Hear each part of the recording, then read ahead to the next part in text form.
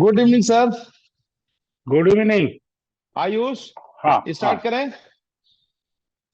Yes sir. Ayush तो ready okay Ayush, रहता है। वेलकम। ओके। Yes sir. हाँ, तो स्टार्ट करते हैं। तो ग्रेविटी का थ्योरी हो गया, तो आज इसका प्रॉब्लम करेंगे। मैं भार्मा सर का किताब से कुछ प्रॉब्लम चुन लिया है, वही करेंगे। और हाँ, प्रॉब्लम में बहुत वेरिएशन है, थोड़ा हर टाइप का करेंगे। तो ये सब प्रॉब्लम अगर समझ जाओगे तो मुझे लगता है ग्रेविटी में कोई मुसीबत नहीं होगा, हो जाएगा। तो problems on problem on gravity.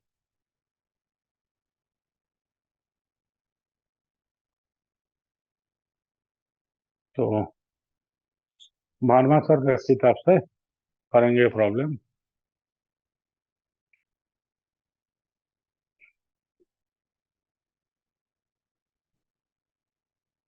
विकास भी ज्वाइन किए, welcome Vikas.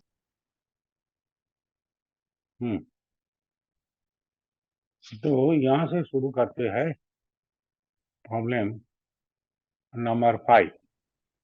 4 particles of equal mass m move along a circle of radius capital R if under the action of their mutual gravitational attraction find speed of each particle। ठीक है, एक एक particle का speed कितना होगा जब 4 particle एक साथ सर्किल में घूम रहा है।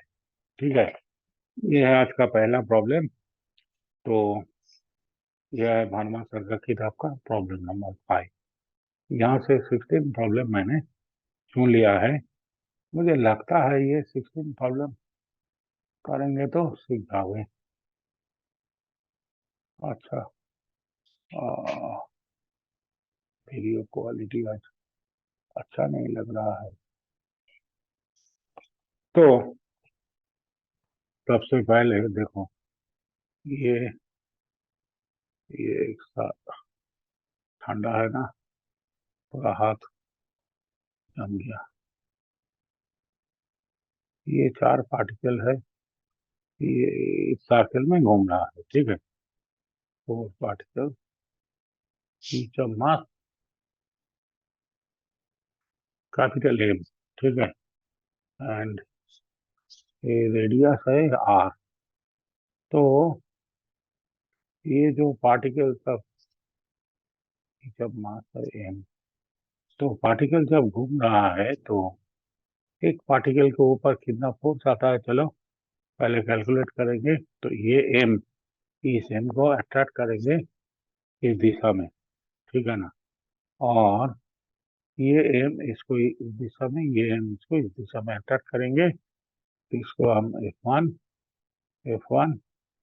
इसको हम F2 लिखते हैं। तो F1 कितना है, F1 है, F1 ये डिस्टेंस निकालना पड़ेगा। तो ये डिस्टेंस कैसे निकाली जाए, ये है R। तो ये अगर A है तो ये भी A है। तो 2 square equal to R square, so square equal to R square by 2। ठीक है, तो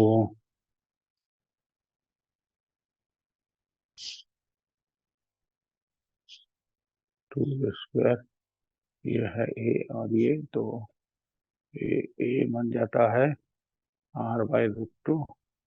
तो डिस्टेंस, ये दोनों का डिस्टेंस है देखो 2a, 2a है डिस्टेंस।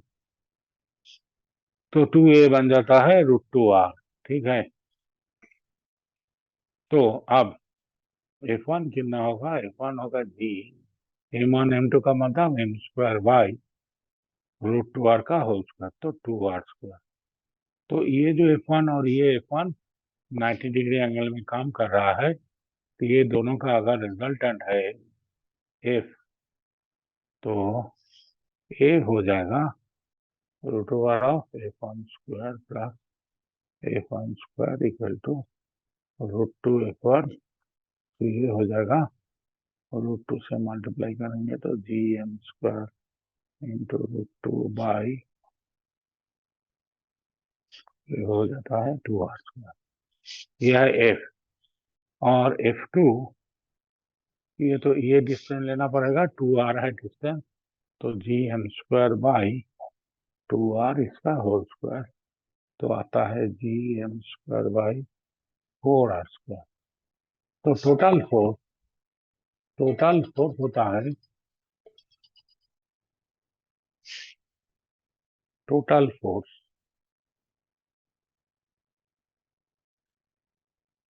हो जाता है F प्लस F2। F है gm square by r square common ले लेता हूँ, तो ये √2/2 और इधर है 1/4, तो हो जाता है gm square by r square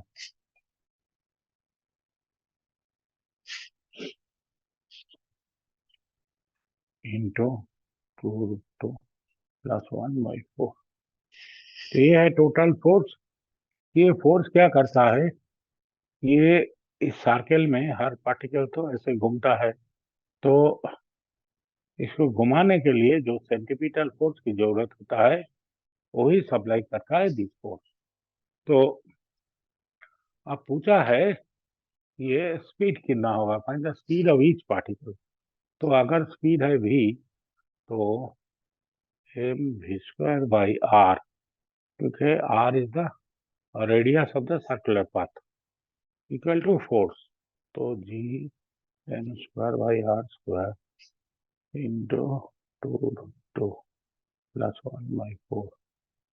तो यहाँ से एक m कट जाता है, एक r भी कट जाता है, तो v आता है तो root over of gm by r into 2√2 plus 1/4, यही होगा इसका आंसर। ठीक है, तो ये था पहला प्रॉब्लम। अब दूसरा प्रॉब्लम क्या दिया है, दिया है find the acceleration due to gravity of the moon at a point 1000 kilometre above the moon surface. Mass of the moon दे दिया है और इसका रेडियस भी दे दिया है। ठीक है, तो मून सरफेस से कुछ 1000 किलोमीटर ऊपर में कितना ग्रेविटी आएगा, कितना एक्सीलरेशन ड्यू टू ग्रेविटी आता है, ये पूछा है। ठीक है, तो ये है प्रॉब्लम नंबर 6। ये मान लीजिए मून है, तो उसका मून सरफेस है 1000 किलोमीटर, तो यहाँ पर इस पॉइंट में मान लीजिए जी है, जी डस्ट है, gravity acceleration due to gravity due to moon, ये है 1000 किलोमीटर और इसका रेडियस दे दिया है 1740 किलोमीटर, ये है 1740 किलोमीटर।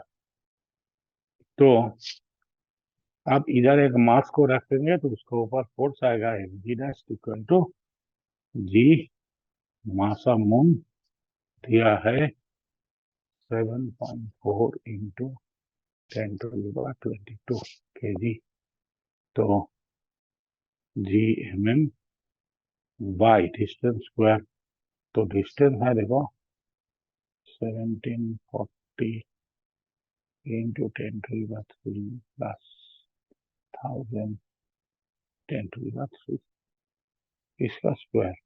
ठीक है, तो जी डस्ट आएगा, एम तो कट जाएगा, एम जी है 6.67 10⁻⁻11 और मास ऑफ द मून दे दिया है 7.4 इंटू 10⁻22 डिवाइडेड बाई यह है 2740 10⁻³ इसका स्क्वायर।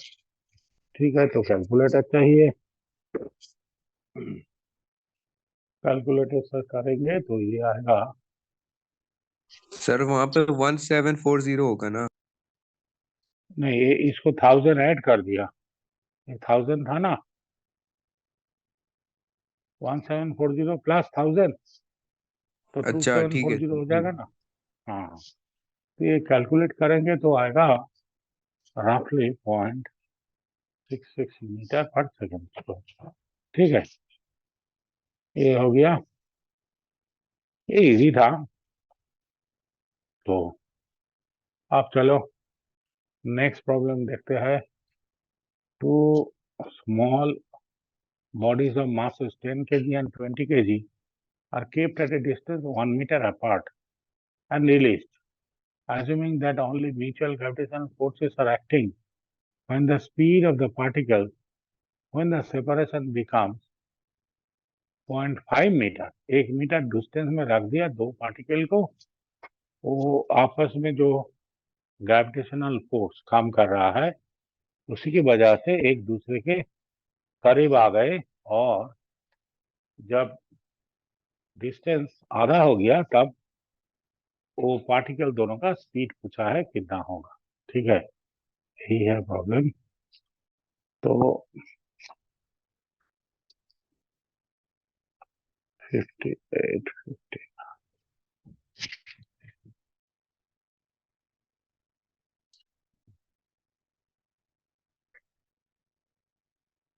तो next problem, problem number 7।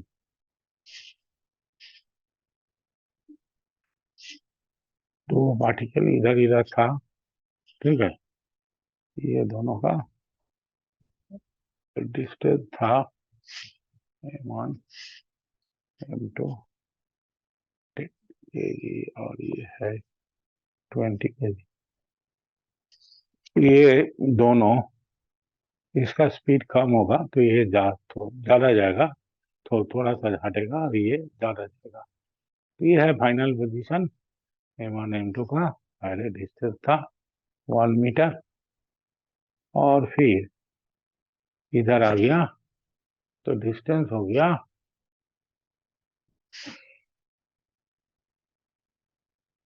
0.5 metre. ठीक है, ये पार्टिकल, तो इसका वेलोसिटी हो गया से v1 और इसका वेलोसिटी हो गया v2। तो अब देखो, जब 1 मीटर डिस्टेंस में था तब इसका पोटेंशियल एनर्जी कितना था, -g m1 m2 divided by 1।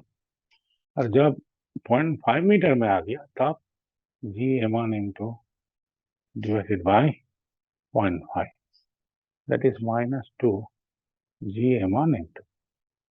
तो लॉस ऑफ पोटेंशियल एनर्जी कितना हुआ, लॉस ऑफ पोटेंशियल एनर्जी नजदीक आ गया, पोटेंशियल एनर्जी कम हो गया, तो U1 माइनस U2, तो ये हो जाएगा जी m1 m2। अच्छा, आप ये दो पार्टिकल m1 इस तरह है वेलोसिटी v1, और ये जो पार्टिकल है m2 इसका वेलोसिटी है इस तरह। तो अब एक्सटर्नल फोर्स तो नहीं है, ये तो आपस में फोर्स काम कर रहा है, तो क्या होगा, इसका मोमेंटम कॉन्जर्व होगा।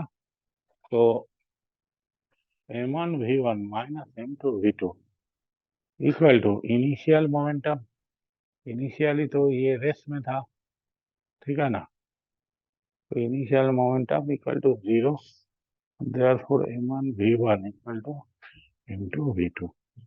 तो m1 था 10 इक्वल टू 20 v2, तो v1 इक्वल टू 2 v2। तो ये जो लॉस ऑफ पोटेंशियल एनर्जी हुआ है उसी की वजह से काइनेटिक एनर्जी गेन करेगा, तो kinetic energy gain equal to loss of potential energy. तो काइनेटिक एनर्जी गेन कितना, half m1 v1 square plus half m2 v2 square equal to loss कितना आया जी m1। ठीक है, तो वैल्यू अभी पुट करेंगे। अच्छा, ये है, हाफ को उधर मल्टीप्लाई करके 2 बना देंगे, तो ये है 10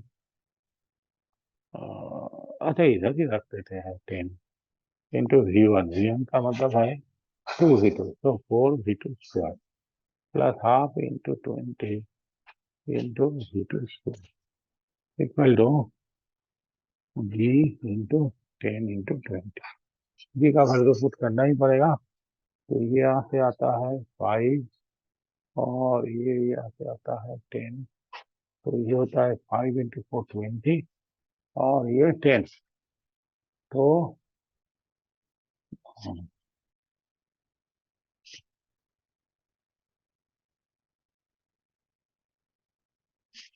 ये होता है 20 और ये 10, तो 30 V2 स्क्वायर इक्वल्स टू इधर G का value 6.67 into 10 to power minus 11 into 200।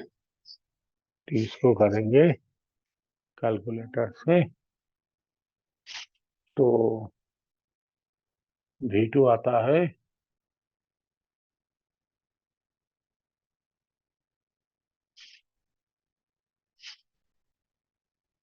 तो V2 आता है 2.1 10 टू पावर माइनस 5 मीटर पर second.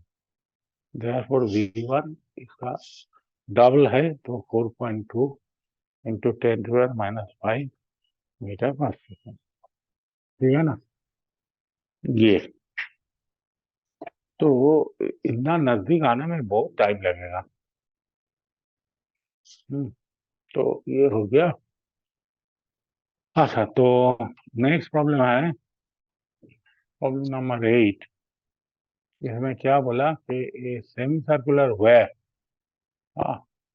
Semi circular wire has a length L, mass capital M, a particle of mass small m is placed at the center of the circle and the gravitational attraction on the particle due to the wear।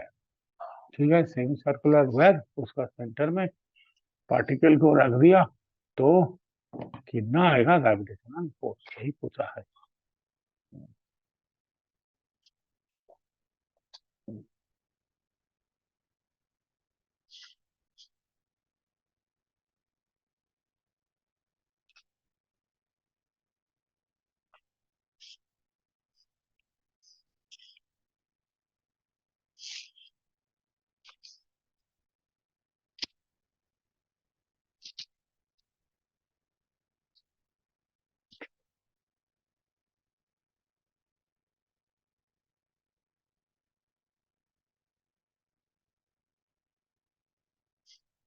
तो ये मान लो semi circle है, तो इधर एक particle को रख दिया इसका, तो ये एक छोटा सा मास है इधर, ये एंगल है D theta, this angle D theta, this angle theta. इधर छोटा सा पार्टिकल है जिसका मास है डीएम, ठीक है। तो ये लेंथ आएगा, इसका रेडियस तो आर है। अच्छा, पहले दिया था लेंथ इक्वल टू एल, तो L equal to pi R हो जाएगा, और मास दिया है कैपिटल एम। तो ये जो छोटा सा लेंथ डीएम है, डीएम का लेंथ है तो आर डी थीटा, ठीक है ना, आर इंटू डी थीटा। तो R D theta into mass per unit length, तो एम बाई एल, ये होगा इसका वैल्यू। तो अब डी थीटा एल की जगह हम पाई आर लिख सकते हैं, तो R D theta into M by pi R, R cut गया, तो M by pi D theta, ये हो गया इसका मास, ठीक है। ये टोटल एंगल देखो पाई, तो पर रेडियन मास होगा m by pi into D theta, ऐसा करके भी निकाल सकते हैं। तो ये आ गया dm। तो अब इसके वजह से जो फोर्स आएगा इसका ऊपर, इसका देखो df cos थीटा इस तरफ आएगा और df sin थीटा इस तरफ आएगा। तो ये होगा df sin थीटा। अच्छा, r को मैं इधर लिख देता हूँ। तो ये है df sin थीटा।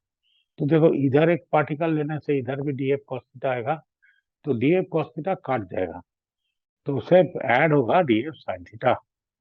तो अब df कितना है, df है, अच्छा इधर जो पार्टिकल रखा है उसका मास है स्मॉल है, तो m इंटू dm, g तो लेना ही पड़ेगा, डिवाइडेड बाय r स्क्वायर, यही है df। तो df sin थीटा कितना आएगा,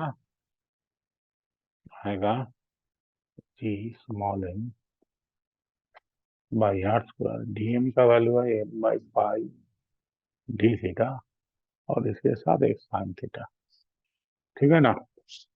तो नेट फोर्स कितना आएगा, तो नेट फोर्स आएगा, इसको इंडिकेट करना पड़ेगा, तो G M M by pi R square, और इसको इंडिकेट करेगा साइन थीटा डी थीटा, इसको इंडिकेट करेंगे 0 to पाई, ठीक है ना।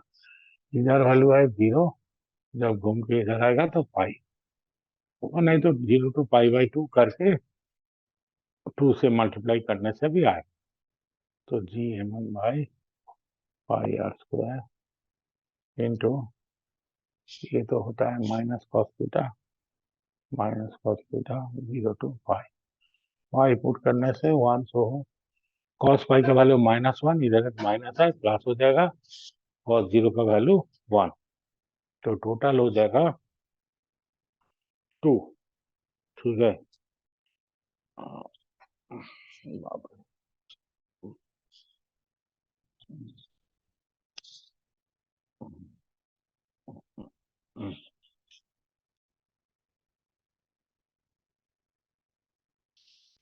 तो 2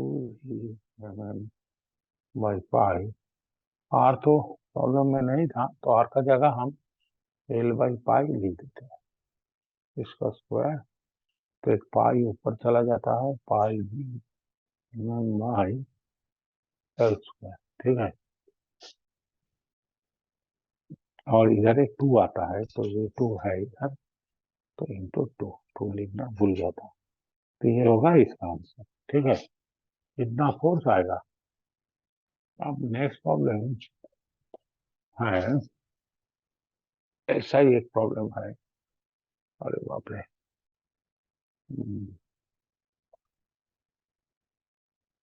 क्या हुआ सर? हाँ नेक्स्ट प्रॉब्लम करेंगे, कुछ हुआ नहीं, ये तो हो गया। जी सर। वो समझ में आया तो। अच्छा, प्रॉब्लम नंबर 7, हाँ। Two small body of, actually mosquito काट रहा है इसलिए, मॉस्किटो। हाँ हाँ हाँ हाँ, इधर बहुत मॉस्किटो है। अच्छा, प्रॉब्लम नंबर 9 होगा, derive an expression for the gravitational field due to a uniform rod of length L and mass capital M at a point on its perpendicular bisector at a distance d from the center। अच्छा, एक rod के centre से d distance में जाकर वो field कितना है उसको निकालना पड़ेगा, ठीक है ना।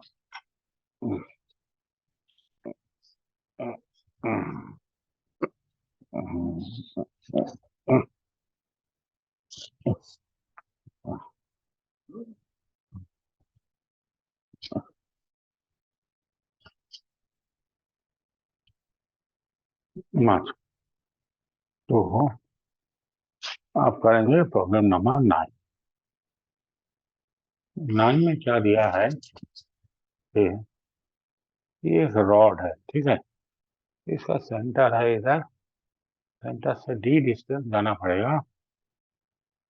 इस पॉइंट में ग्रेविटेशनल फील्ड कितना है, ठीक है, इसको निकालना चाहिए। तो इसके लिए वही हम लोग क्या करेंगे, एक छोटा सा मास ले लेंगे। तो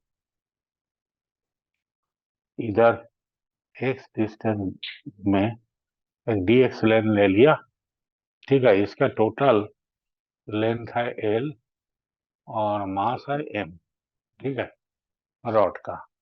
तो ये लेंथ तो हो गया L/2, ये है L/2, ये है एक्स और ये डी एक्स, ठीक है।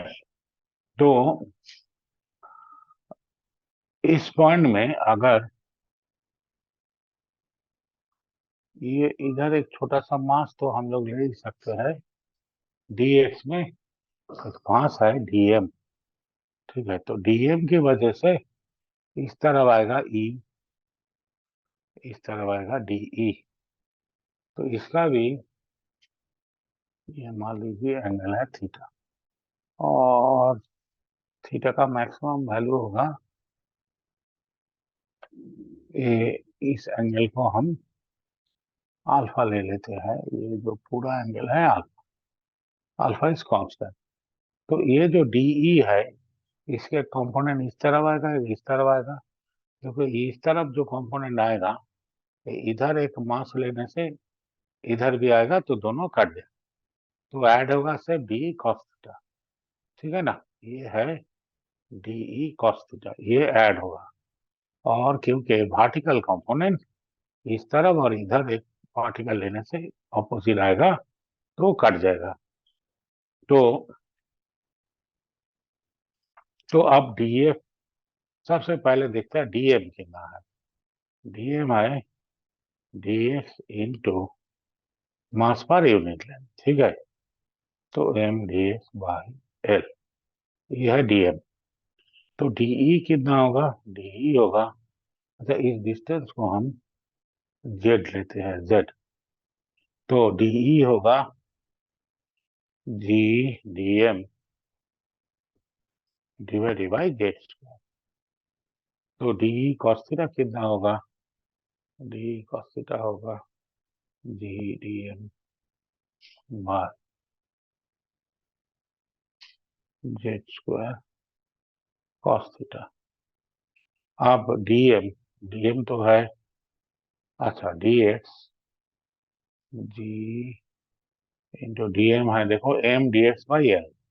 तो mdx डिवाइडेड बाई L लिख दिया, और एक Z² था, तो चलो ये Z², इधर है cos थीटा।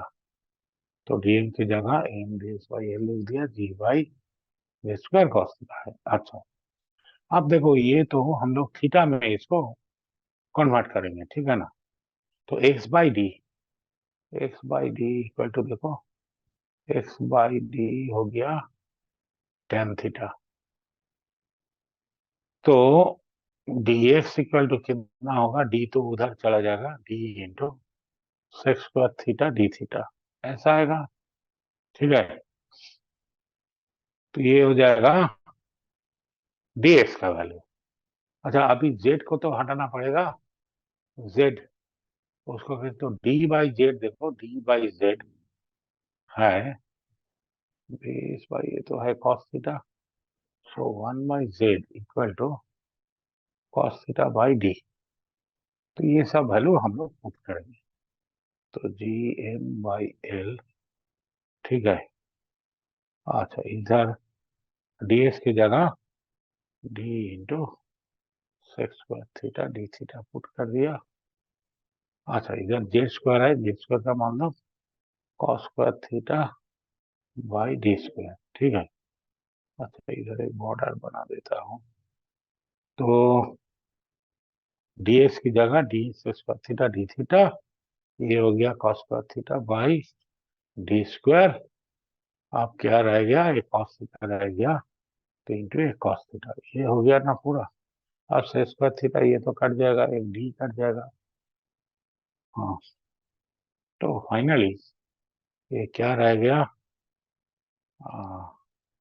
एक d रह गया, Gm by L D into cos theta D theta.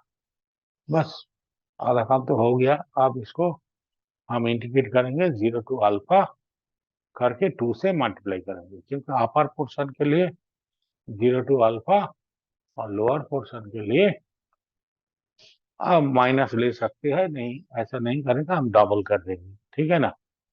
तो E इक्वल टू कितना होगा, G M Y L D into 2 into integration cos theta D theta 0 to alpha. देखो, ये 0 टू अल्फा लेने से थीटा का वैल्यू 0, फाइनली अल्फा, तो ये आधा पोर्शन ले लिया, तो इसलिए इसको 2 से मल्टीप्लाई करना पड़ेगा पूरा लेने के लिए, ठीक है। तो अब मैं नेक्स्ट पेज में चला जाता हूँ।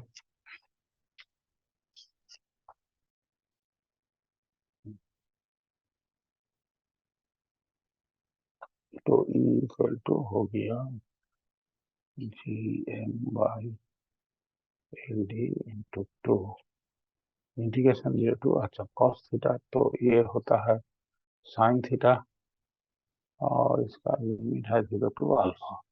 अब अल्फा क्या है, अल्फा अल्फा अल्फा, तो अल्फा हो जाएगा टेन अल्फा, तो हम ले ही सकते हैं। ऐसे लिखते हैं।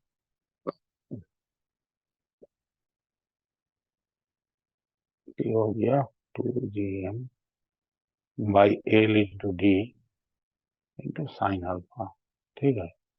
तो इधर था तो ऐसा, ये है एल बाई 2, तो ये हो गया, ये है डी, ये हो गया अल्फा, ठीक है। तो साइन अल्फा, तो इसका वैल्यू है root over of L square by 4 plus D square, तो 2gm by L into D into sine alpha perpendicular by ये हाइपोटेन्यूस, तो हाइपोटेन्यूस तो होता है half root over of L square plus 4 D square, तो ये 2 cut जाएगा, L cut गया, तो फाइनल आंसर है ना ये 2gm by D into 1 by root over of L square plus 4 D square. हाँ, ऐसा हो गया। तो अगर एक एंड में कहेंगे कि ये जो है इसका वन एंड एंड के सीधा चले जाओ, उधर कितना होता है वही निकालो, ऐसा देने से क्या करना पड़ेगा, अगर इस पॉइंट से इधर ऐसा दिया तो क्या करना पड़ेगा, इसके लिए ये कोई तो काटेगा नहीं, तो ये दोनों को सेपरेटली निकालना चाहिए, एक डी कॉस थीटा और एक डी साइन थीटा, दोनों को निकाल के फाइनली रिजल्टेंट निकालते हैं, ठीक है ना। अच्छा चलो, अभी तो 2-3 मिनट बाकी है, नेक्स्ट प्रॉब्लम तो हम लोग पढ़ सकते हैं। तो नेक्स्ट प्रॉब्लम,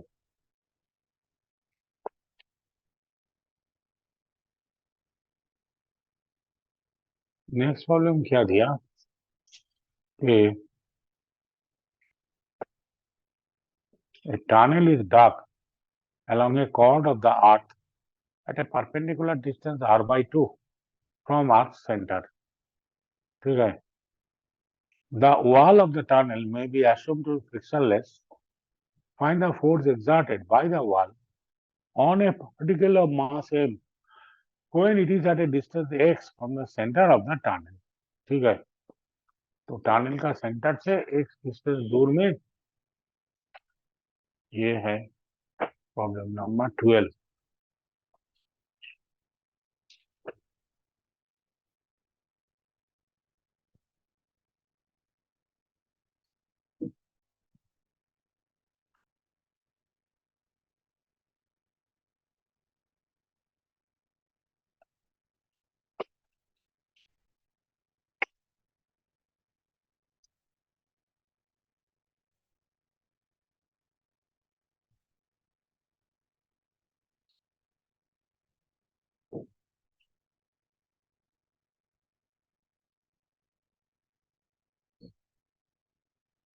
बीच पॉइंट से टनल बनाया है ऐसा।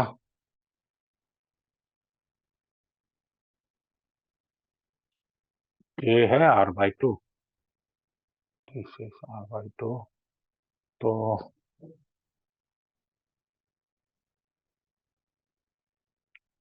इधर एक पार्टिकल को रख दिया इस तरफ, यहाँ से डिस्टेंस है x, तो एक पार्टिकल को रख दिया, तो इस पार्टिकल के ऊपर कितना फोर्स आएगा? तो इस एंगल को मैं थीटा ले लेता हूँ, ठीक है ना। और ये देखो इधर से एक r रेडियस का सर्कल बनाता हूँ। एक्चुअली ये स्फीयर है। यहाँ पर जो पार्टिकल है इसका ऊपर फोर्स निकालने के लिए हम लोग को एक सॉलिड स्फीयर लेना पड़ेगा। ये एक सॉलिड स्फीयर, इसका बाहर में पार्टिकल है और ये जो पार्ट है ये होलो पार्ट, इसका अंदर में है। होलो पार्ट के लिए कोई फोर्स नहीं आएगा, तो जो आएगा फोर्स उसे ये सॉलिड पार्ट के लिए, ठीक है ना। तो इसका मास हम लोग ले लेते हैं m डैश। तो ये तो r था, इसका मास है m। तो अब ये पार्टिकल को अगर देखेंगे तो ऐसा करके, उधर तो स्पेस नहीं है लिखने का, तो ये सेपरेट बनाते हैं। ये पार्टिकल है इधर, तो ऐसा है केस। तो इधर देखो इसका ऊपर फोर्स आएगा इस तरफ, ठीक है ना। ये तो ये फोर्स आएगा, तो ये फोर्स का एक कंपोनेंट इस तरफ आएगा, एफ साइन थीटा, एक कंपोनेंट इस तरफ आएगा, एफ कॉस थीटा। फ्रिक्शन तो है नहीं, तो इसकी वजह से ये पार्टिकल इस तरफ भागेगा due to F cos theta. और ये जो एफ साइन थीटा, ये ये जो टनल है इसका नॉर्मल रिएक्शन इसको बैलेंस करेगा, ठीक है ना। तो हम लोगों से पूछा है find the force exerted by the wall. तो वॉल इसका ऊपर जो फोर्स देगा इस तरफ देगा, तो एन देगा, तो एन इक्वल टू हो जाएगा एफ साइन थीटा। क्योंकि फ्रिक्शन है नहीं, तो ये एफ कॉस थीटा इसको बैलेंस कर नहीं पाएंगे ये टनल, तो एफ साइन थीटा फोर्स आएगा। अच्छा, तो फोर्स कितना आएगा? फोर्स आएगा, देखो इसको अगर हम आर लेते हैं, ये डिस्टेंस को आर ले लिया, तो फोर्स आएगा G M dash M divided by R square, ठीक है ना। क्योंकि होलो पार्ट के लिए कोई फोर्स नहीं आएगा, तो ये वैसा आता है। तो अभी एम डैश, तो आर रेडियस होने से होता है एम, तो स्मॉलर रेडियस होने से M into R cube by R cube आता है। और ये हम लोग मास पर यूनिट वॉल्यूम लेंगे तो M by 4/3 by R cube आएगा। और इसका वॉल्यूम है जो सॉलिड पार्ट लिया है उसका वॉल्यूम है 4/3 पाई आर क्यूब। तो ये 4/3 पाई तो कट जाता है, तो M R by R cube ऐसा आ जाता इतना कर दो तो कुछ भी नहीं। है। Capital M R cube divided by, इधर एक एम है, इतना इधर एक आर क्यूब है, इधर एक अपना आर आया स्क्वायर। है तब मैंने ठीक है। हेलो, अच्छा, और ये जो आर है, हाँ आर तो दिया नहीं, तो आर का जगह हम कुछ लिख देंगे। तो सबसे पहले तो इसको करते हैं, तो एफ साइन थीटा कितना आएगा? N equal to F sine theta. तो एफ आ गया G M small N by R के इंटू स्मॉल आर। और साइन थीटा है एक्स बाई आर, ठीक है ना। एक्स बाई नहीं sorry r/2 divided by R. ये है परपेंडिकुलर, ये है हाइपोटेन्यूज। तो ये हो गया r/2 डिवाइडेड बाई r। तो r तो कट गया, अगर इधर से हट जाता है तो आता है g capital M small m divided by 2r²। ठीक है, तो टनल जिधर भी बनाओ, देखो इसमें x नहीं है, r भी नहीं है, तो टनल जिधर भी बनाओ थ्रू द सेंटर बनाने से भी यही होगा फोर्स। ठीक है, थ्रू द सेंटर बनाने से ये तो टूवर्ड्स, ये तो सॉरी एन नहीं रहेगा, तो टनल जिधर भी बनाओ यही होगा नॉर्मल लेयर। ओके, तो इसके बाद हम थोड़ा नेक्स्ट प्रॉब्लम में जाते हैं। एक नया किस्म का प्रॉब्लम है 19।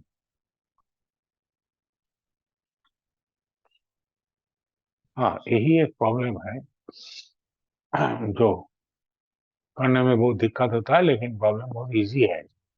The gravitational field in a region is given by E equal to 5 I cap 12 J cap. हाँ, अंदर में उसको यूनिट दे दिया, वो यूनिट नहीं देने से अच्छा होता। अच्छा, find the magnitude of the gravitational force acting on a particle of mass 2 kg place at the origin. Origin में अगर रखेंगे तो उसके ऊपर फोर्स कितना आएगा।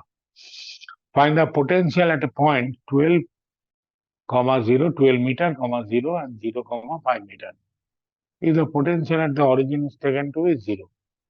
अच्छा, find the change in gravitational potential energy if a particle of mass 2 kg is taken from the origin to a point dato find the change। अच्छा, बहुत सारी क्वेश्चन दिया है, तो ये प्रॉब्लम थोड़ा पॉज करके देख लेना, मैं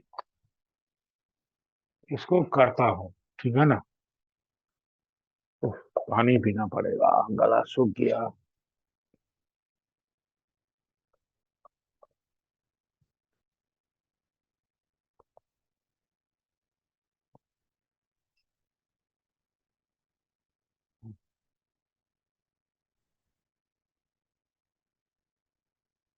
एक मिनट।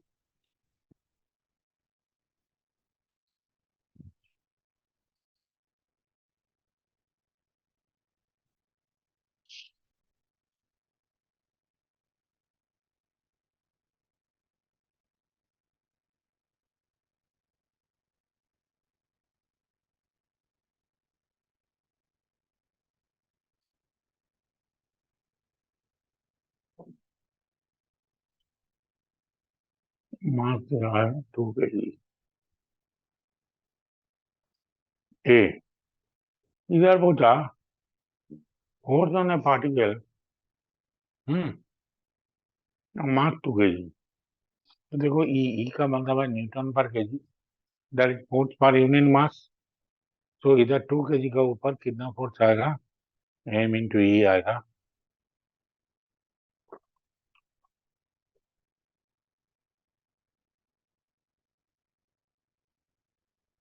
तो अगर इसको वैल्यू निकाला जाए तो ये कितना होगा, 2√5² प्लस 12²। ठीक है, तो ये आएगा 2 इंटू 13 इक्वल टू 26 न्यूटन।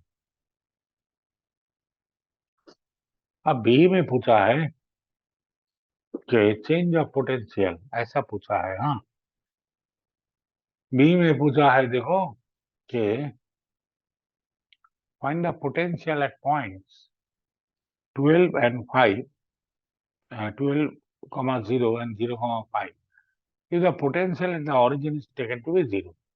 अच्छा, तो ऐसा जब पूछते हैं ना पोटेंशियल, तो हमारे पास क्या फॉर्मूला है, देखो हम लोग का पास फॉर्मूला है E equal to minus dV by dr, यही तो है ना। तो इधर तो वेक्टर की तरह लिखना पड़ेगा, तो माइनस E डॉट dr ऐसे हम लोग लिख लेते हैं। और ये देखो ना, पोटेंशियल है क्या, यूनिट मास को हटाने के लिए जितना काम करेगा ये फोर्स। ठीक है ना, तो यूनिट मास का ऊपर फोर्स है E और डिस्प्लेसमेंट इज dr, तो work done E dot dr। तो अब देखो आर, आर कैसे आता है, ये तो यहाँ पर एक्स एंड वाई है, तो I X plus J Y. हाँ, तो यहाँ से डी आर निकलना पड़ेगा, I D X plus J D Y. ये हो गया हमारा डी आर, और ई तो दे दिया, तो वैल्यू पुट कर देते हैं 5 I cap plus 12 J cap dot I D X plus J D Y. यहाँ से डीवी का आ गया, तो आई इंटू आई होगा, तो 5 डी एक्स हो जाएगा प्लस 12 डी वाई। यही हो गया। तो पहले पूछा है कि दिया है पोटेंशियल एट ओरिजिन इज, ठीक है ना, तो पोटेंशियल पूछा है कि दिया है find V at 12,0 and at 0,5 when V at origin equal to 0। तो ओरिजिन में पोटेंशियल 0 है, तो अभी अच्छा 12,0 में V1 अगर लेंगे तो dV को हम इंटीग्रेट करेंगे, और इधर देखो माइनस, इधर है 5 dx एंड 12 dy, ये दोनों को भी इंटीग्रेट करना पड़ेगा। तो डिस्टेंस पहले 0 था, ए भी 0, ए भी 0, ए भी, ओरिजिन में पोटेंशियल 0 था, अब कहाँ आ गया, अब 12 में आ गया।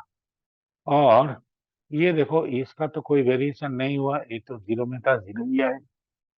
और ये मान लो V1, तो यहाँ से आता है V1 equal to minus 5 into 12 आएगा, और इधर तो 0 ही आएगा, तो माइनस 60 जूल। ठीक है, आप देखो V2, इसके लिए क्या करेंगे, minus 5 integration D X plus 12 integration D Y. तो अब क्या है देखो 0,5, इसके लिए ये 0 है, इनिशियली हर चीज 0 है, ये 5 में चला गया, लेकिन ये टर्म 0 ही रह गया, तो ये 0 होगा, और इसको V2 लेते हैं, तो V2 इक्वल टू माइनस, इधर देखो 0 आएगा, और 12 इंटू 5, सो ये भी आता है माइनस 60 जूल। अच्छा, आप पूछा है कि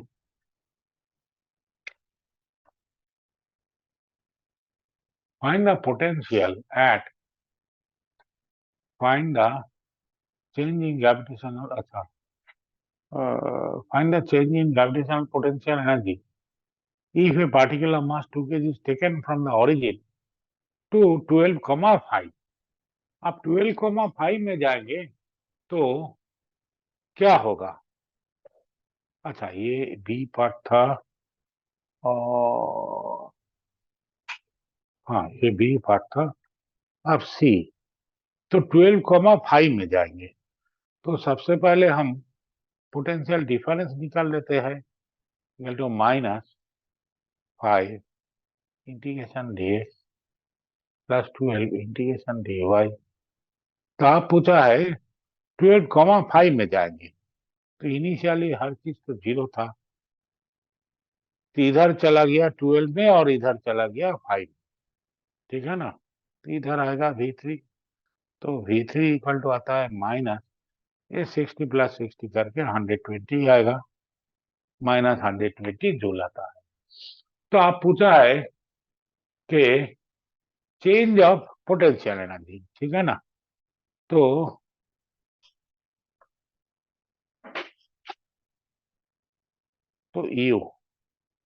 यू का वैल्यू है देखो m इंटू वी, ठीक है ना, v है potential energy of unit mass, तो potential energy of mass m क्या होगा, m भी होगा, तो U3 कितना होगा, minus 120 into 2, that is minus 240 joule. अच्छा, इसमें एक गलती हो गया। क्या गलती हो गया? ये तो पोटेंशियल है ना, ये जूल पर केजी होना चाहिए। ये भी जूल पर केजी, ये भी जूल पर केजी। तो ये हो गया, अब ये आएगा जूल में। तो चेंज ऑफ पोटेंशियल तो कितना होगा? देखो, ओरिजिन में तो 0 था, और जब 12,5 में आया तो इतना। तो यही होगा ना चेंज ऑफ पोटेंशियल, तो यही होगा आंसर। ठीक है। अच्छा, आप पूछा है find the change of potential energy if the particle is taken from 12,0 to 0,5.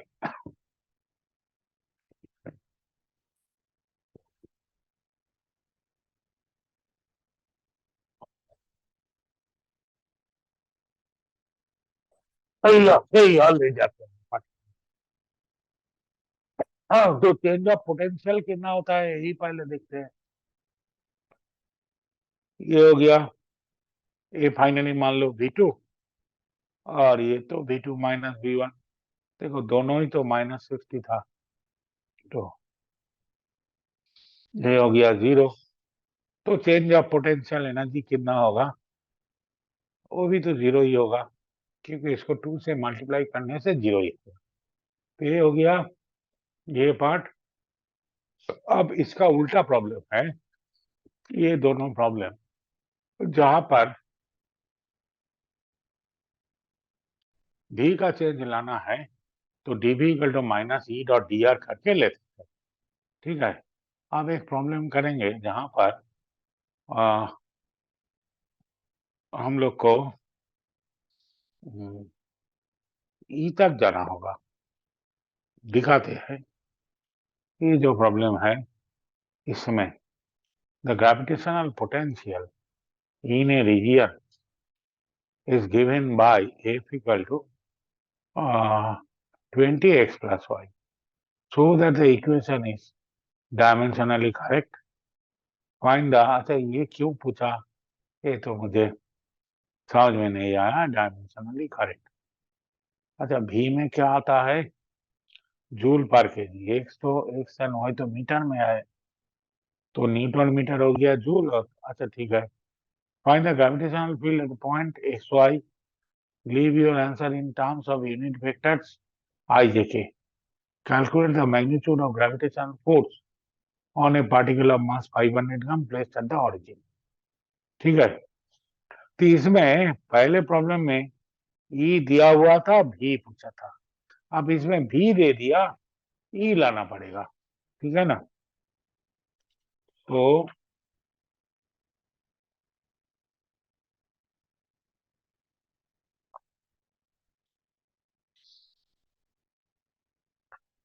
Sixty two, अच्छा, तो इसमें क्या दिया? 20, प्रॉब्लम नंबर 20 में दे दिया कि v equal to 20 into X plus Y. अब 20 का यूनिट है न्यूटन पर केजी। तो पूछा है ये दिस इज डायमेंशनली करेक्ट। तो अब देखो ना, v तो जूल पर केजी होता है, तो X and Y is in metre. So therefore V newton पर केजी इंटू मीटर। तो हो गया न्यूटन मीटर पर केजी, तो इक्वल टू जूल पर केजी। तो ये तो डायमेंशनली करेक्ट, पहला पार्ट हो गया। अब दूसरा पार्ट पूछा है, ये ए हो गया। ठीक है। अब दूसरा पार्ट पूछा है find the gravitational field at point X Y. अच्छा, बी ग्रेविटेशनल फील्ड पूछा है। तो इधर हम लोग क्या लिखेंगे? E इक्वल्स टू, जहां पर सिर्फ एक्स होता है हम लोग माइनस डिग्री एक्स लिखते हैं, जहां पर एक्स वाई जेड सब कुछ होता है वहां पर ऐसे लिखते हैं आई कैप डेल भी डेल एक्स। ये इसको कहते हैं पार्शियल डेरिवेटिव। इसका मतलब है जब हम इसको डिफरेंशिएट करेंगे, इधर से x इज द वेरिएबल। तो हम लोग ऐसे समझते हैं कि पहले चलो x का चेंज कर लेते हैं, तब y कांस्टेंट रहता है, फिर y का चेंज कर लेते हैं, तब x कांस्टेंट रहती है। ऐसा करके ये निकाला जाता है। तो इधर तो दिया है कितना, इधर दिया है भी दिया था, तो माइनस इधर देखो आई कैप, इसको with respect to X differentiate करोगे तो एक्स का हो जाएगा 1, वाई का 0, ठीक है ना, क्योंकि डेल भी डेल एक्स का मतलब ऐसे एक्स वेरिएबल, बाकी सब कुछ कांस्टेंट। तो इधर तो इसके लिए वाई को कांस्टेंट लेना पड़ेगा, तो वाई का डिफरेंशिएट करने में 0 आएगा और एक्स का 1 आएगा, तो ये हो जाएगा 20। इधर जे, अब देखो y with respect to y differentiate करना पड़ेगा, तो dx, ये जब x को डिफरेंशिएट करेंगे तो 0 आएगा, क्योंकि y इसके लिए x इज ए कांस्टेंट, तो y का डिफरेंशिएशन 1, तो फिर और एक 20 आ गया इंटू 20, सो -20 इंटू आई प्लस जे, ये हो गया, ठीक है। आप पूछा है कि magnitude of gravitational force on a particle of mass 500 gram placed at the origin। origin में एक पार्टिकल को रखा है, हाँ, जिसका मास है 500 ग्राम, दैट इज हाफ kg, इसका ऊपर कितना फोर्स आएगा। तो ई तो देखो, ई में कोई एक्स वाई ऐसा नहीं है, तो ई का value is uniform eight origin, this is also the force, तो फोर्स इक्वल टू कितना आएगा, एम इंटू ई, सो 2 इंटू -20 इंटू आई प्लस जे, सो आएगा -40 इंटू, सॉरी M2 नहीं है, M है हाफ kg था, तो ये आएगा -10 इंटू आई कैप प्लस जे कैप। 500 ग्राम था M इक्वल्स टू 500 ग्राम, इसका मतलब हाफ kg, ठीक है, तो ये हो गया एक, ठीक है। तो एक का अगर मैग्नीट्यूड पूछा जाए तो एक कितना होगा, 10√2 होगा, 1 स्क्वायर प्लस 1 स्क्वायर, उसका रूट होगा √2। अच्छा, अब एक और प्रॉब्लम है जिसमें दिया है कि gravitational field in a region is given by this, so that no work is done by the gravitational field when the particle is moved on the line 3y plus 2x equal to 5, ठीक है। तो 21 करते हैं ये सब, तो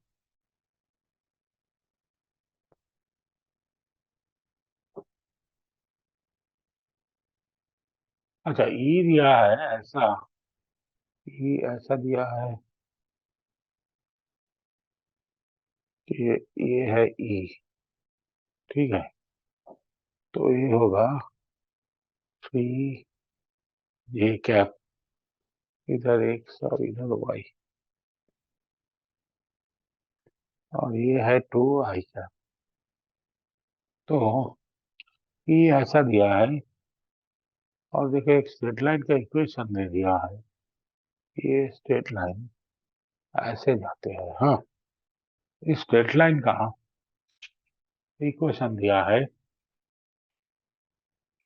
2x plus 3y equal to 5, 2x plus 3y equal to 5।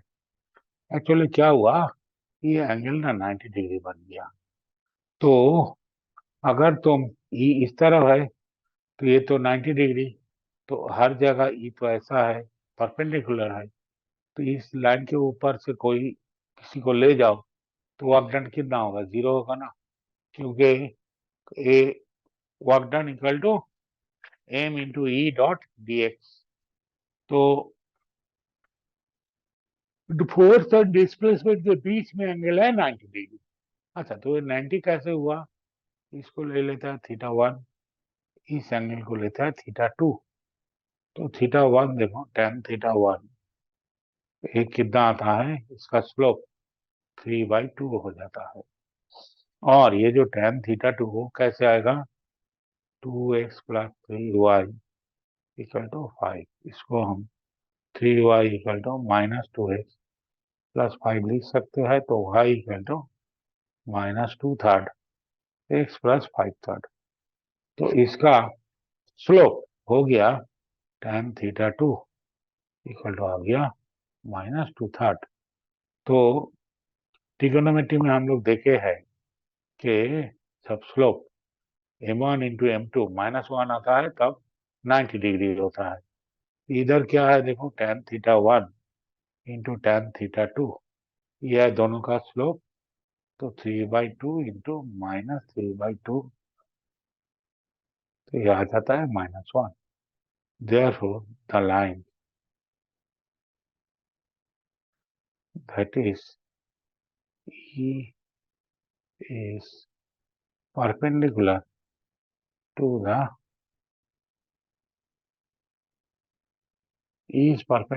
the given line. ठीक है, तो hence work done 0. Hence work done = 0. इस लाइन से अगर कोई पार्टिकल को ले जाओ, हर जगह E का वैल्यू E इज परपेंडिकुलर, तो कोई वर्क नहीं होगा।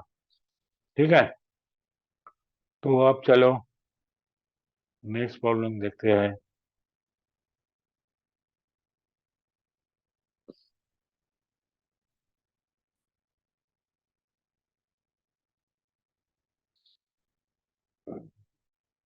क्या दिया है? 26 में दिया है a body stretches a spring by a particular length and earth surface at equator. At what height above the south pole will you stretch the same spring by same length? Assume earth to be spherical. क्या दिया है? एक body को spring से हमने suspend किया तो spring का कुछ लेंथ इंक्रीज हो गया है। अभी उसको पोल में ले गया, पोल में नहीं, हाँ, at what height above the south pole, आप पोल में ले गया और साउथ पोल से ऊपर ले जाते हैं जहां पर वो सेम स्ट्रेच करता है, सेम स्प्रिंग को। That means weight at the equator and weight at particular point are same. ठीक है ना? तो ये इक्वेटर में इधर रखा तो इसका वेट आया W, और इधर रखा तो सेम वेट आएगा W। यही दिया है, क्योंकि स्प्रिंग को सेम लेंथ में वो एक्सटेंड करता है, उसका मतलब है उसका फोर्स सेम है ना, इसीलिए सेम अमाउंट में वो उसको एक्सपेंड करता है। तो इक्वेटर में क्या होता है देखो बेटा, इक्वेटर में होता है mg = m × g - ω²r। ठीक है ना?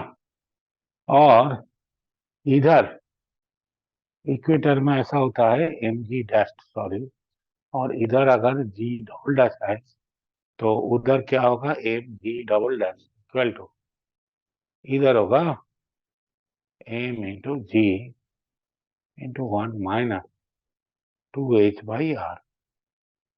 ठीक है ना? इस हाइट में तो आप दिया है weight is same at the two position, therefore mg dash = mg double dash.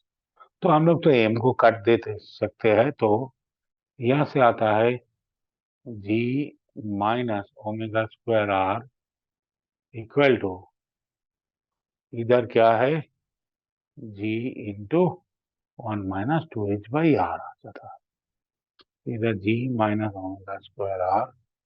= g - 2gh/r आता है। तो g कट गया, तो यहाँ से यही जाता है ओमेगा आर, माइनस भी कट जाएगा, omega R whole square, omega square और डिवाइडेड बाई 2g। ठीक है, तो ओमेगा ओमेगा का वैल्यू है 2 पाई डिवाइडेड बाई 86400। एक दिन में 24 इंटू 60 इंटू 60, 24 इंटू 60 इंटू 60 करके 10 सेकेंड आता है। तो ये हो गया, और आर का वैल्यू है 64 इंटू 10⁵, ठीक है ना। तो इसका स्क्वायर इंटू 1/2 इंटू 9.8 लेते हैं। ठीक है, कैलकुलेटर तो लगेगा ही।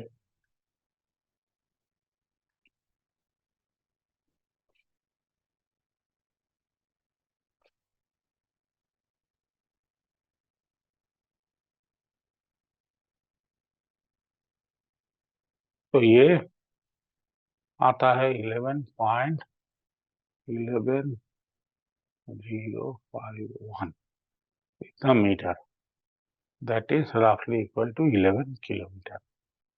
तो इक्वेटर में जी का वैल्यू जितना है, पोल में थोड़ा ज्यादा होता है ना, इसलिए 11 किलोमीटर ऊपर में जाएंगे तो इधर जो जी है उसका जी इधर सेम होगा।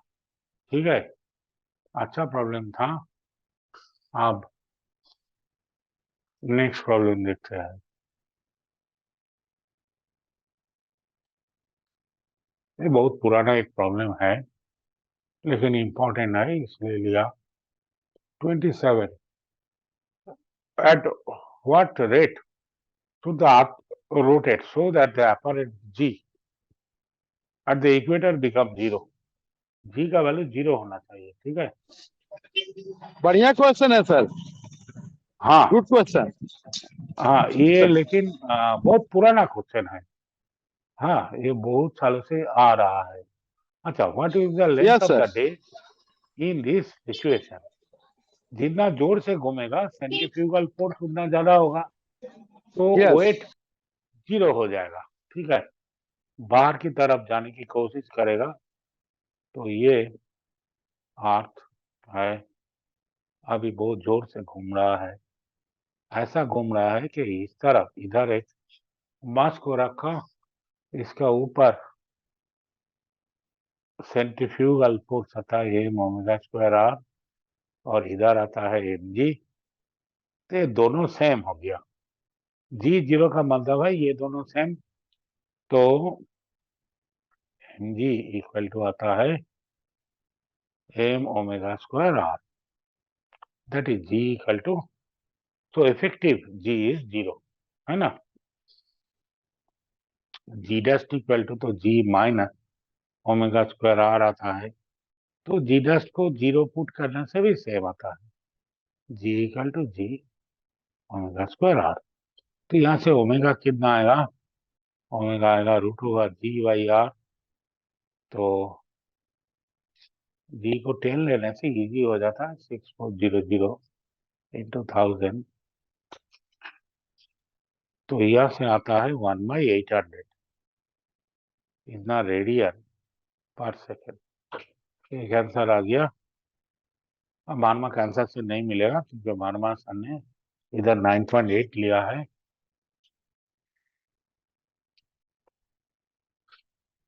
तो आप ये देखकर पता नहीं चलता है कि अर्थ कितना जोर से घूम रहा है। तो पता लगाने के लिए हम लोग टाइम पीरियड निकालते हैं। देखो t इक्वल टू 2 पाई/ओमेगा, तो ये कितना आता है 1600 पाई। इसका वैल्यू आता है जो भी आता है, ये तो सेकंड में आएगा, कितना सेकंड। तो इसका मतलब है 1600 पाई डिवाइडेड बाई 60 इंटू 60, ऐसा करते हुए आवर आएगा। तो ये दोनों 0 कट गया, तो इसका वैल्यू आता है 1.4। तो देखो ये दिन रात इतना जोर अर्थ घूम रहा है कि 1.4 आवर में पूरा घूम कर आता है। 24 आवर की जगह 1.4 आवर में घूमना पड़ेगा, तब यहाँ से तो कुछ पता नहीं चलता, लेकिन यहाँ से पता चलता है कितना जोर से अर्थ घूम रहा है। 24 आवर्स की जगह 1.4 आवर। हाँ, इतना टाइम में अगर अर्थ एक रोटेशन कर दिया तो इक्वेटर में वेट 0 हो जाएगा। ठीक है। हाँ, तो अब ये 28 वाला जो प्रॉब्लम है, ये मुझे बहुत इंटरेस्टिंग लगा। प्रॉब्लम उतना टफ नहीं है, इजी है, लेकिन ये मिसगाइड कर देने वाला प्रॉब्लम है। हाँ, अगर समझ नहीं पाओगे मिसगाइड तो कर देने वाला सर, मिसगाइड। हाँ हाँ हाँ हाँ, यस मिसगाइडेड हो सर, हाँ। जाता है। तो इसलिए ठीक। ये प्रॉब्लम मुझे अच्छा लगा। 28 में क्या दिया है, pendulum having a bob of mass m is hanging in a ship sailing along the equator from east to west.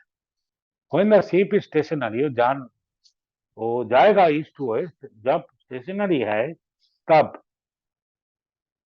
When the ship is stationary with respect yes to sir. water, tension in the string is T naught. Find the speed of the ship due to rotation of the earth about its axis. Find the difference between T naught and earth attraction on the bob. ये पहले कर लेते हैं, ये तो next page में है, तो पहले फास्ट पार्ट कर लेते हैं। हाँ, इसमें से एक छोटा सा चीज याद रखेंगे तो ये पेंडुलम बहुत इजी हो जाएगा। ठीक है ना। तो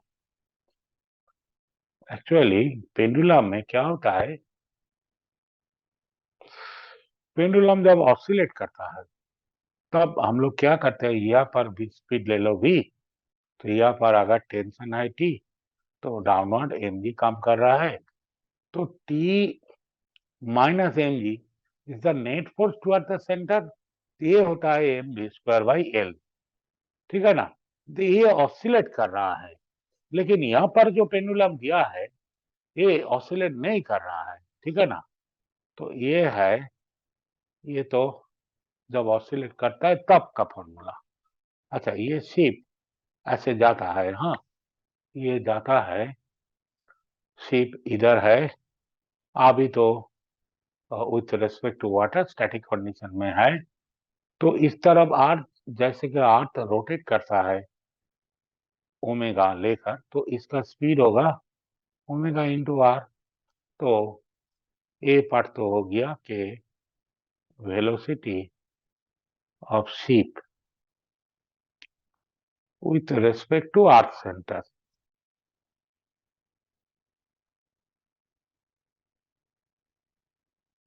इक्वल टू ओमेगा आर। ठीक है। अब क्या है कि अब टेंशन क्या होगा। देखो, टेंशन जब हम लोग कैलकुलेट करेंगे तब ये तो वो है, देखो ये अर्थ ऐसे जा रहा है। ठीक है ना। ये अर्थ रेडियस है, ये अर्थ सरफेस है। ठीक है। तो ये पेनुलम, अब इसका सेंटीपिटल फोर्स इस तरफ नहीं, इस तरफ चाहिए। ठीक है ना। तो ये जो मैंने पिक्चर बनाया कि ये पेंडुलम जा रहा है ऐसा एक रेडियस लेकर, जो अर्थ का रेडियस के बराबर है, तो इसलिए इस तरफ इसका टेंशन फोर्स ज्यादा होना चाहिए। ठीक है ना। तो ये पिक्चर ऐसे नहीं बनाने से क्या होता है, लगता है अरे भाई चलो इसका वेलोसिटी तो दे दिया है ओमेगा ए, तो ये तो ऐसा मापिक कोई रेडियस के लेकर ऑसिलेट नहीं करता, ये तो ऑसिलेट ही नहीं करता है, सिर्फ जा रहा है ऐसे। हाँ, ठीक है। पेंडुलम तो टूवर्ड्स इसका ये है रेडियस जो अर्थ सरफेस है, वाटर है ये, तो वाटर भी ऐसे ही रहता है। तो इसका अब क्या है कि M G minus T not equal to M, इसका वेलोसिटी है ओमेगा।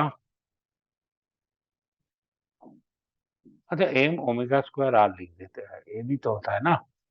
तो एम ओमेगा स्क्वायर आर। ठीक है, ये समझ में आया कि कंफ्यूजन क्या होता है, हम लोग T minus M G equal M V square by L लेते हैं, लेकिन यहाँ पर पेंडुलम ऑसिलेट नहीं करता है, ये सब ऐसे जा रहा है। तो centrifugal force towards the centre of earth चाहिए, ठीक है ना। तो एम जी बड़ा होना चाहिए, M G minus T not equal to centrifugal force M omega square R, ठीक है। इसका वैल्यू हो गया, ये तो पूछा है डिफरेंस बिटवीन दिस टू, तो एम ओमेगा स्क्वायर आर, यही है इसका आंसर, ठीक है। ये मिसगाइड ऐसे हो जाता है कि ये कर देते हैं T minus M G equal M square by L, बस और नहीं होता। कोई कोई स्टूडेंट ऐसा है, अच्छा आंसर में एल नहीं है, वो आर लिख देते हैं, फिर भी तो भूल ही होता है ना। जी सही बात है, भूल तो भूल है, मार्क्स गया। हाँ हाँ हाँ, मार्क्स तो जाएगा। अच्छा सी पार्ट में, अब सी पार्ट में पूछा है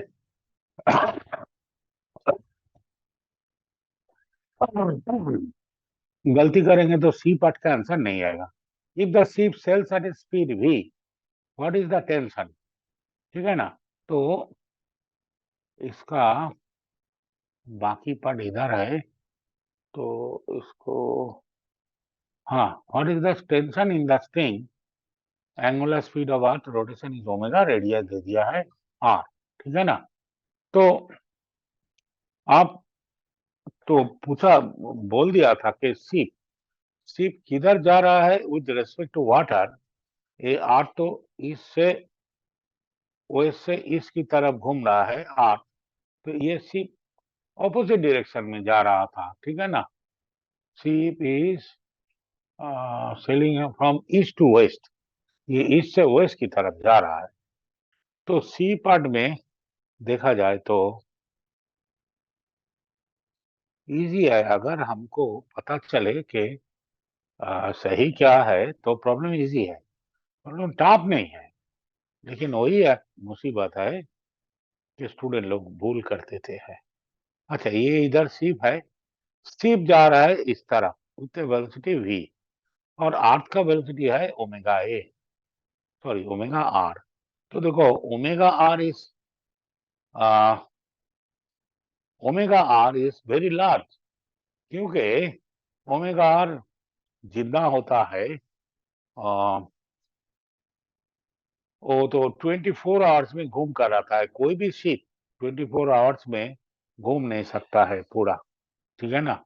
तो ये omega R is very large, तो भी इफेक्टिव, तो भी एक्चुअल भी इफेक्टिव इक्वल टू क्या होगा, ओमेगा आर माइनस v, ठीक है ना। शिप तो जा रहा है उस तरफ, लेकिन ओमेगा आर बहुत ज्यादा होता है।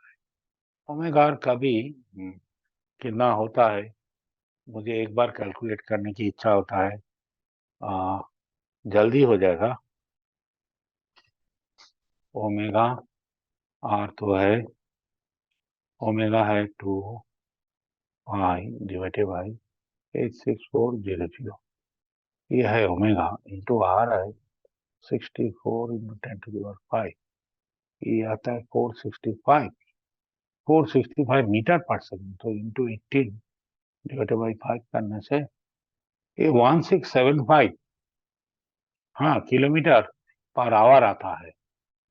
तो कोई भी शिप मुझे लगता नहीं है इससे ज्यादा स्पीड लेकर भागता है, तो ठीक है। तो ये शिप का स्पीड कम होगा, तो शिप का स्पीड तो कम ही होगा, तो इफेक्टिव स्पीड होगा ओमेगा आर माइनस v। तो आप देखो वही तो बात है ना, ये ऐसे जा रहा है, ये इस तरफ जाएगा या ये तो इस तरफ ही जाएगा, क्योंकि ओमेगा आर ज्यादा है तो इस तरफ जाएगा। तो वही अभी टेंशन, मान लो टी है तो M G minus T equal to M into omega R minus V इसका स्क्वायर बाई आर, ठीक है ना। सेंटीमीटर फोर्स की बराबर है, तो एम जी माइनस टी, अच्छा इसको omega square R square plus V square minus 2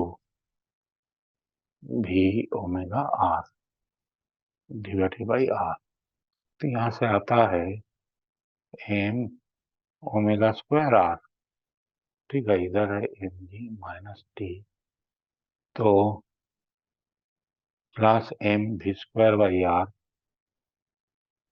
minus two to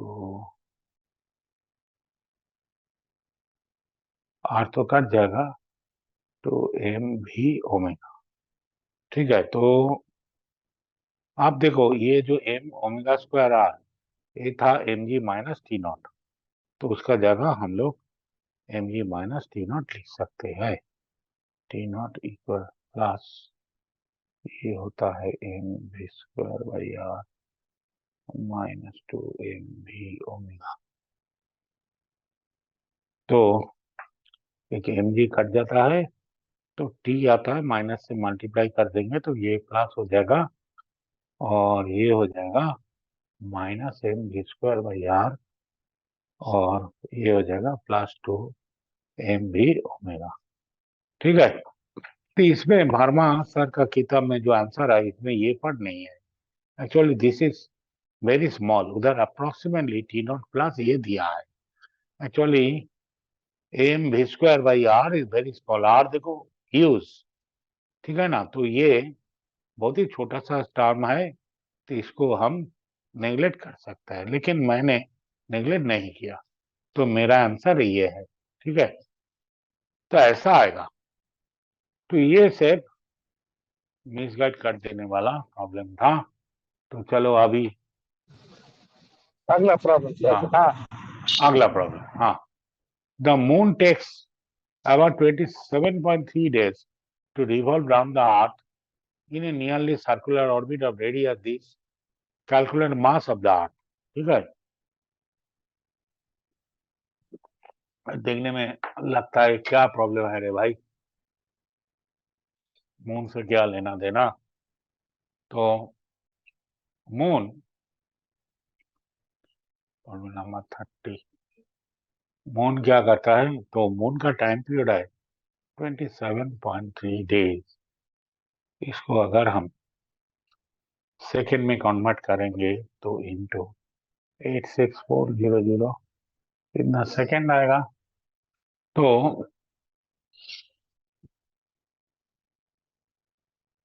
आप देखो मून मून को अर्थ जैसे अपने तरफ पुल करता है, वो फोर्स है GMM बाई आर स्क्वायर, तो ये फोर्स इसको सेंटीमीटर फोर्स देता है ए ओमेगा स्क्वायर आर, ठीक है ना, तो मून का मास तो कट गया, तो एम तो आ ही जाएगा, आप mass omega square R cube by G आता है, ठीक है। अब ओमेगा क्या है, 2 पाई बाई टाइम पीरियड इतना, तो 27.3 इंटू 86400 इसका स्क्वायर इंटू आर, आर दिया है 3.84 10⁵ किलोमीटर, मैं इसको मीटर में कन्वर्ट करके लिखते हैं, 10⁸ हो जाएगा इसका क्यूब, और जी का वैल्यू तो मालूम है 6.67 10⁻⁻11, तो ये कितना आएगा, तो ये आएगा तो ये आता है रफली 6 इंटू 10⁻24 kg, ठीक है ना। तो कभी कभी स्टूडेंट लोग पूछते हैं सर अर्थ का मास कैसे निकाला गया, देखो ये भी एक तरीका है, मून का टाइम पीरियड और मून का डिस्टेंस तो हम यहाँ से बैठकर निकाल सकते हैं, इस फॉर्मूला में लगा दो अर्थ का मास आ जाएगा। अच्छा, तो नेक्स्ट प्रॉब्लम है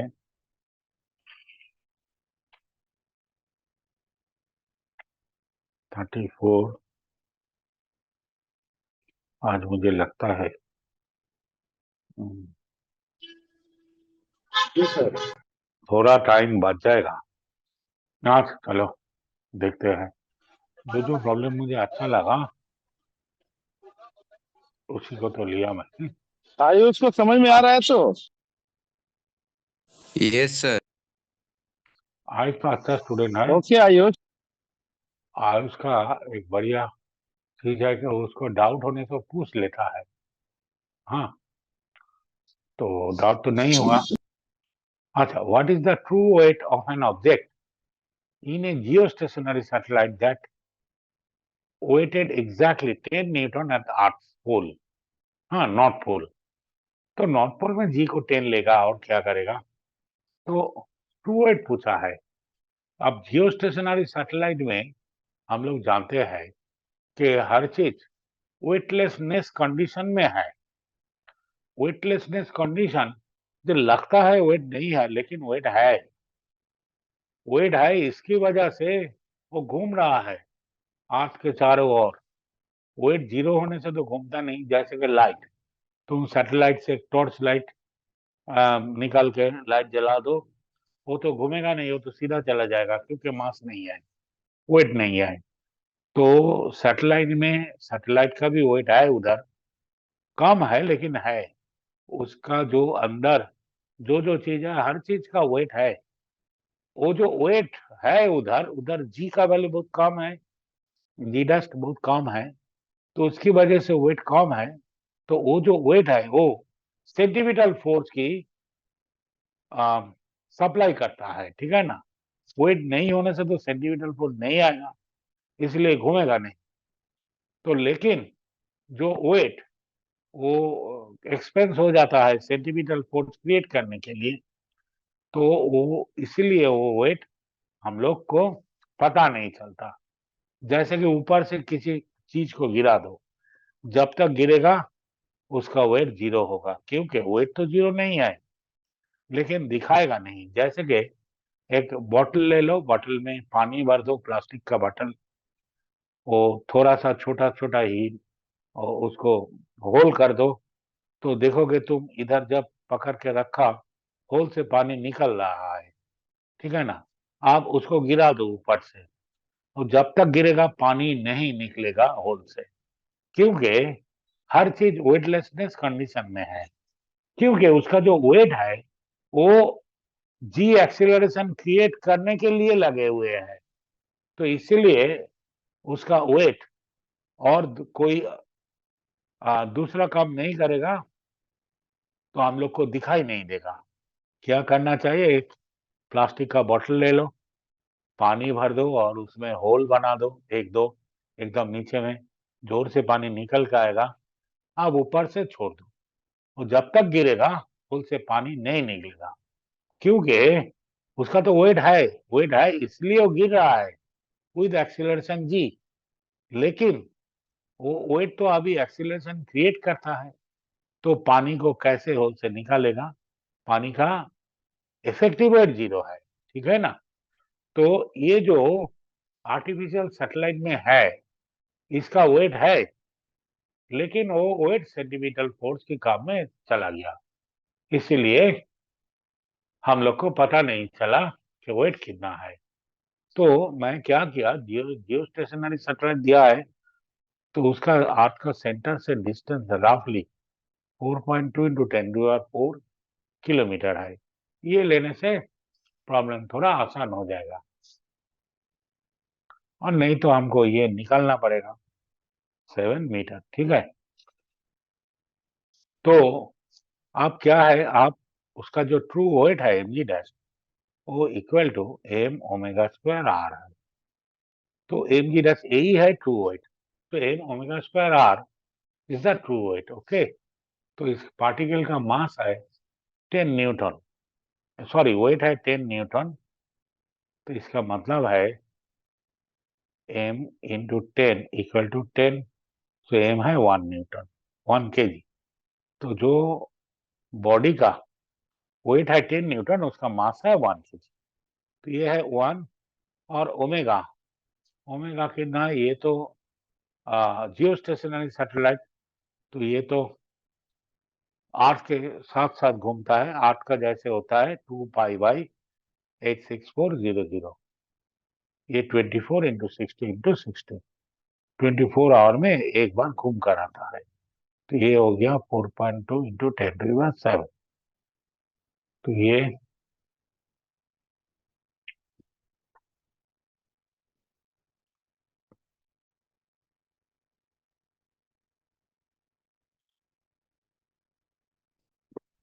तो आता है 0.222 न्यूटन। तो ये इसका ट्रू वेट है, ठीक है ना। ट्रू वेट इसका सेंटीमीटर फोर्स बनाते हुए काम कर गया, ठीक है ना। तो mg' उधर जो g का वैल्यू है वो जो भी हो, तो mg' m omega square R के बराबर है। तो m ओमेगा स्क्वायर आर है इसका ट्रू वेट, ठीक है। अच्छा, एक बहुत छोटा सा प्रॉब्लम है, लेकिन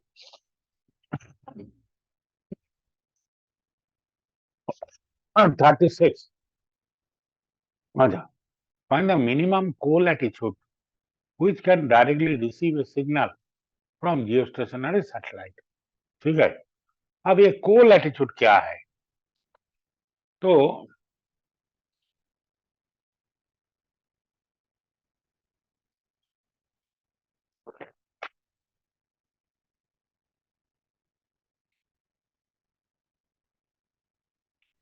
मान लो ये 8 है,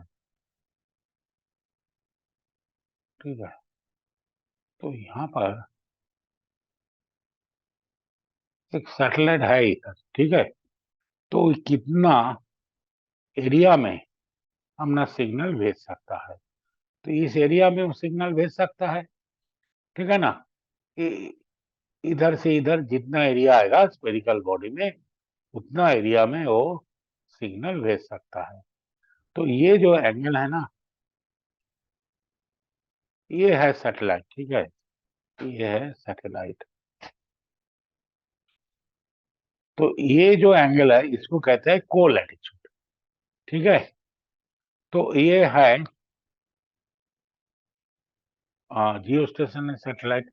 तो ये तो 8 डिस्टेंस में रहेगा। तो ये थीटा पूछा है, ये है आर, 8 का रेडियस। तो हम लोग क्या निकाल सकते हैं, r/r करने से साइन थीटा आएगा। तो sine theta equal to capital R by small r। ये है 64,100 किलोमीटर और ये है 4.2 इंटू 10⁴। तो कैंसिल करने में आता है रफली 0.15। तो थीटा हो जाता है साइन इनवर्स 0.15, इसका वैल्यू आता है 8.765 डी। ये है इसका आंसर, ठीक है। प्रॉब्लम इजी है, कुछ है नहीं। अच्छा, मैंने जितना कॉन्सेप्ट वाला प्रॉब्लम लिया था आज, उसका लास्ट प्रॉब्लम है।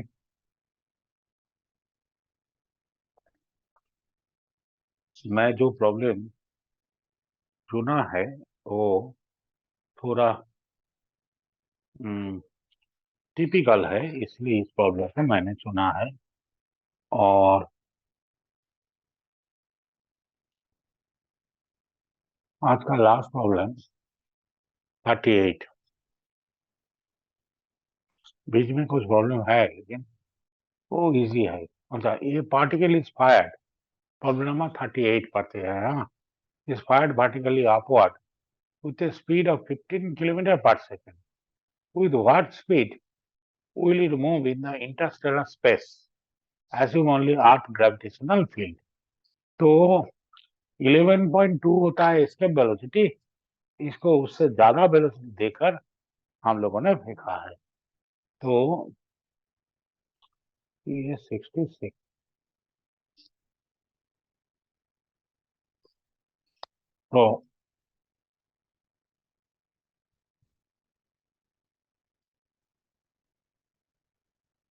तो इसको जितना, देखो टोटल काइनेटिक एनर्जी दिया है हाफ एम वी स्क्वायर, इसमें से वहां पे बी स्क्वायर चला जाएगा, वो बहुत दूर में जाने के लिए, ठीक है ना।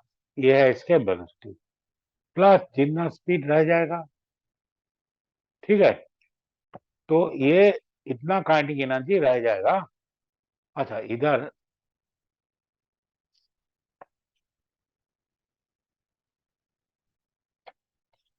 इधर जितना एनर्जी दिया है हाफ एम बी स्क्वायर, इनमें से इतना चला जाएगा एस्केप करने के लिए, और बाकी इतना रह जाएगा इंटरस्टेलर स्पेस में घूमने के लिए, ठीक है। इधर लग सकता है कि मैंने पोटेंशियल एनर्जी नहीं लिया। पोटेंशियल एनर्जी एक्चुअली इसके ये जो कैलकुलेशन है ना, इसमें पोटेंशियल एनर्जी वगैरह लेने के बाद कितने एनर्जी चाहिए वो सब है, इसलिए इधर उसको लेने की कोई जरूरत नहीं है।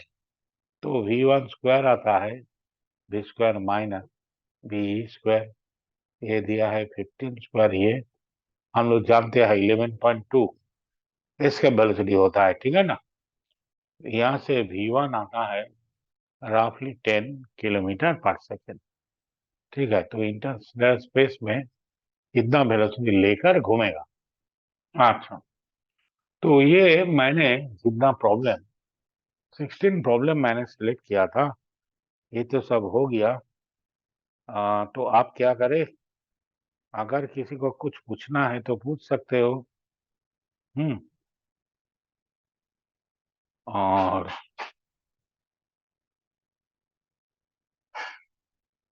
सर एक नहीं तो वैसे आज, होते हाँ हैं बोलो। ना, जैसे जैसे ग्रेविटेशन में दो पार्टिकल है तो फिर वो म्यूचुअल अट्रैक्शन की वजह से वो अट्रैक्ट करते हैं।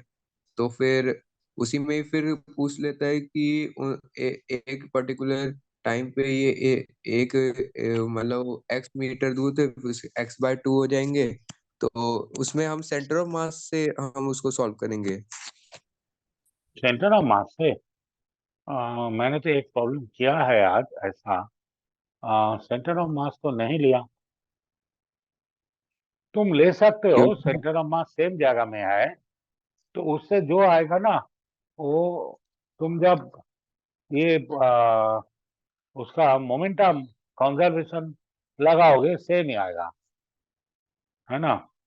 देखो ये ऐसा था एक प्रॉब्लम, 1 मीटर डिस्टेंस में था, अब 0.5 मीटर में आ गया, तो पूछा था वेलोसिटी कितना होगा। तो ये लॉस ऑफ पोटेंशियल एनर्जी निकाला, पहले 1 मीटर में था फिर 0.5 में चला गया, तो लॉस ऑफ पोटेंशियल एनर्जी निकाला। अब देखो तुम ले सकते हो, सेंटर ऑफ मास एक ही जगह में है, उससे जो मिलेगा सेंटर ऑफ मास का तुम डिस्टेंस निकालोगे, फिर डिफरेंशिएट करके वेलोसिटी निकालोगे, तो सेम ही आएगा ना। तो हम लोग वो जो मोमेंटम कंजर्वेशन वही कंसीडर करेंगे तो सेम आ जाएगा, ठीक है ना। ठीक है सर। तो मोमेंटम कंजर्वेशन से इजी होगा, सेंटर ऑफ मास से थोड़ा लंबा हो जाएगा मुझे लगता है। तो मैं तो कभी सेंटर ऑफ मास से इस प्रॉब्लम को सॉल्व नहीं किया, हर टाइम वो मोमेंटम लगा देते हैं तो हो जाता है प्रॉब्लम, ठीक है ना। तो kinetic energy gain equal to loss of potential energy, तो यहाँ से आ जाता है, ठीक है। ये वर्मा सर का किताब में जितना प्रॉब्लम में कॉन्सेप्ट की जरूरत था सब मैंने कर दिया, और बाकी जो प्रॉब्लम है आ, और उतना टफ प्रॉब्लम है नहीं। अब दूसरा किताब मैंने देखा नहीं, बहुत सारी किताब है मेरे पास, तो मैं तो कॉन्सेप्ट बनाने के लिए क्लास लेता हूँ, इसीलिए और कोई किताब से प्रॉब्लम नहीं लिया। लेकिन तुम लोग जब करोगे तो एमसीक्यू में बहुत सारे आ जाएगा। आज जितना प्रॉब्लम किया वो जो सीप वाला प्रॉब्लम वो सबसे अच्छा है, क्योंकि उसमें मिसगाइड हो जाता है बच्चे लोग। हाँ, और बाकी जो प्रॉब्लम है यूजुअल, ठीक है। तो फिर तो बहुत सारे किताब है, वहां से कुछ प्रॉब्लम में मुश्किल हो गया, तो मुझे व्हाट्सअप कर सकते हो, मैं सॉल्व करके भेजूंगा, ठीक है ना। तो तो नेक्स्ट आज मैं का फ्लूइड आयुष स्टार्ट कुछ करूंगा। पूछना है, नहीं तो क्लोज किया जा सकता है सर। हाँ हाँ, क्लोज किया जा सकता है, उसका तो आयुष सर अभी। मैं अपना और डाउट पूछना है सर व्हाट्सएप से। में कर लूंगा। हाँ हाँ हाँ, तुम व्हाट्सअप क्या कर बोले सकते आयुष? हो।